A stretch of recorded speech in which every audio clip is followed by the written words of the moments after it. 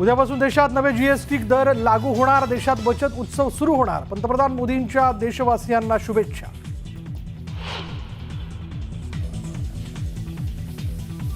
पंतप्रधान नरेंद्र मोदींकडून पुन्हा स्वदेशीचा नारा।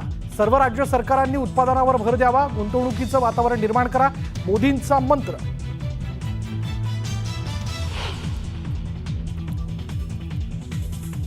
पराभूत जरी असलं तरी सुद्धा आपलं जे नेतृत्व आहे म्हणजे फडणवीस साहेब म्हणा, शिंदे साहेब असलेल्या आमदाराला 2 कोटी मिळाले, तर मला नसताना सुद्धा 20 कोटी मिळाले। आमदार नसताना 20 कोटी मिळाल्यासंदर्भातल्या सदा सरवणकरांच्या विधानामुळे राजकारण तापण्याची शक्यता।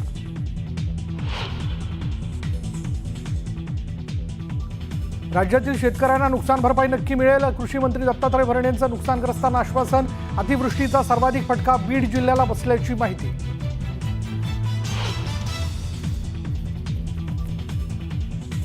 राज्यात अनेक ठिकाणी मुसळधार पावसाने मोठं नुकसान, काढणीला आलेल्या कापूस, मका, सोयाबीन पिकांना फटका। जालन्यात ॲडव्होकेट गुणरत्न सदावर्तेंच्या कारवर हल्ला, मराठा समाज बांधवांकडून हल्ल्याचा प्रयत्न, आंदोलक पोलिसांच्या ताब्यात।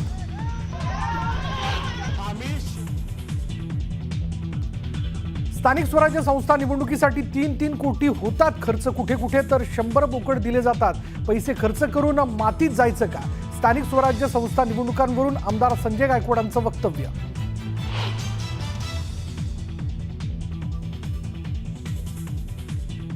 राज्यभरात नवरात्र उत्सवाची जय्यत तयारी, देवीची मंदिरं सजली तर अनेक ठिकाणी गरबा दांडियाचं आयोजन।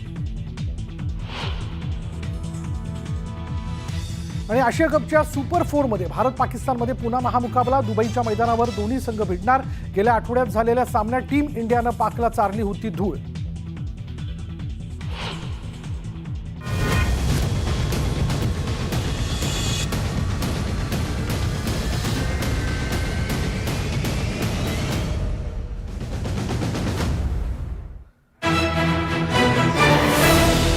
नमस्कार, मी विशाल परदेशी। महाराष्ट्राची खबरबात या बुलेटिनच्या सुरुवातीला आढावा घेऊयात दिवसभरातील महत्त्वाच्या घडामोडींचा। दिवसभरातील पहिली सर्वाधिक चर्चेत असलेली बातमी जी आहे ती संजय गायकवाड यांच्या विधानाची। स्थानिक स्वराज्य संस्था निवडणुकीचं रोकड आणि बोकडचं अर्थकारणच मांडल्यामुळे त्यांच्यावर टीका होऊ लागली। पुढली चर्चेत असलेली बातमी शिवसेनेचे माजी आमदार सदा सरवणकरांच्या संदर्भातली। विद्यमान आमदाराला 2 कोटी मिळतात, पण आपल्याला 20 कोटींचा निधी मिळाल्याचा दावा सरवणकरांनी केला। यावरनं आता वाद निर्माण झालाय।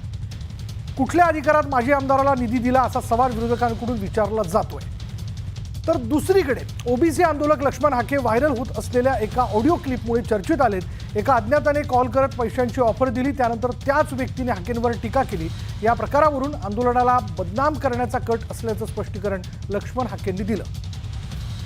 तर पुढची आणि महत्त्वाची बातमी राज्यातील पूरस्थिती संदर्भातली। मराठवाड्यासह राज्यातील अनेक भागात मुसळधार पावसामुळे पूरस्थिती निर्माण झाल्यानं बळीराजा हवालदिल झालाय आणि त्यामुळे तातडीनं मदत देण्याची मागणी शेतकऱ्यांकडून जोर धरू लागली आहे। चला सुरुवात करूया चर्चेतल्या बातमीने।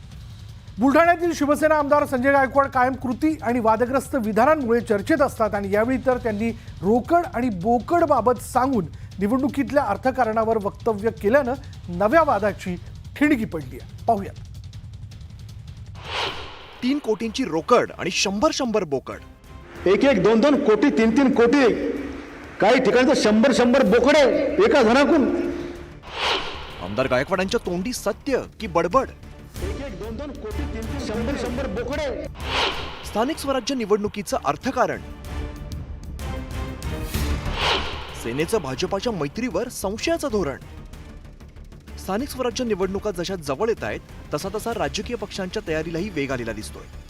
पण ही तयारी सुरू असतानाच वाचाळ नेत्यांच्या वाचाळ विधानांनाही ऊत आल्याचं दिसतंय। कायम आपल्या विधानांनी आणि कृत्यांनी वाद निर्माण करणारे शिवसेना आमदार संजय गायकवाड यांनी त्यांची वादाची परंपरा कायम ठेवत एक विधान केलंय, ज्यामध्ये त्यांनी स्थानिक स्वराज्य संस्था निवडणुकीचं रोकड आणि बोकड याचं अर्थकारण मांडल्याचं दिसतंय। आम्ही शिवसेना भारतीय जनता पक्षाच्या महायुतीला प्राधान्य देणार। आम्हाला भाजप शिवसेना युती पाहिजे, ती प्रामाणिकपणे झाली पाहिजे।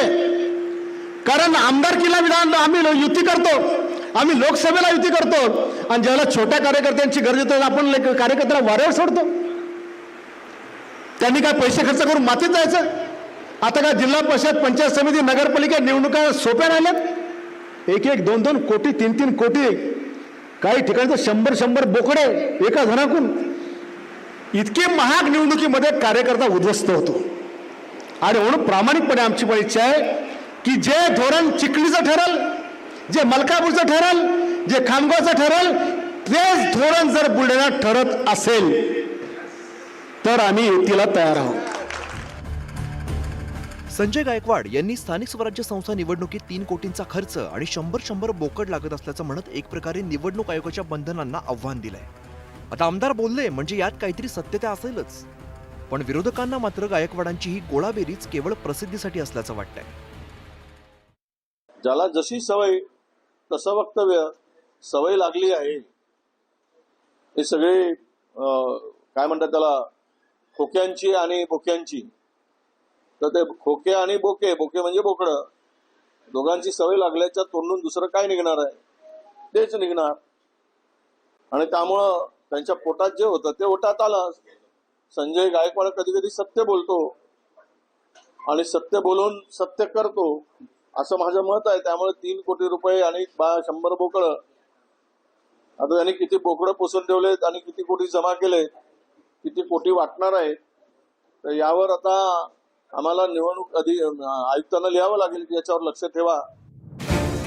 दुसरीकडे संजय गायकवाड यांनी भाजपाच्या मैत्रीवरही संशय उपस्थित केलाय, ज्यावरती भाजपाचे माजी प्रदेशाध्यक्ष आणि राज्याचे महसूल मंत्री चंद्रशेखर बावनकुळेंनी पलटवार केलाय, ज्यानंतर शिवसेनेकडून सारवासारव सुरू झाल्याचं दिसतंय.